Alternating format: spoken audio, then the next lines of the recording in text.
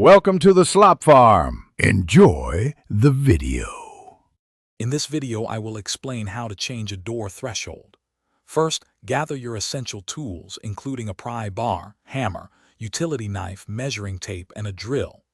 Next, carefully measure the width and depth of your current threshold. This ensures your new one will fit perfectly, preventing drafts and improving insulation.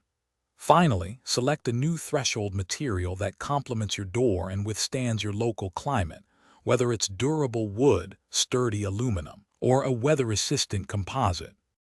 Now let's remove the old threshold. Begin by scoring any caulk or paint lines around its edges with a utility knife. This prevents damage to your door frame or flooring. Then, gently insert a pry bar underneath one end of the threshold and carefully lift it. Work your way across, slowly prying it up. Once removed, thoroughly clean the subfloor, ensuring all old nails, screws, and adhesive residue are completely gone for a smooth new installation. With the old one gone, it's time to install your new threshold. First, cut it to the precise length, ensuring a snug fit between the door jambs. Next, apply a continuous bead of construction adhesive to the subfloor where the threshold will rest.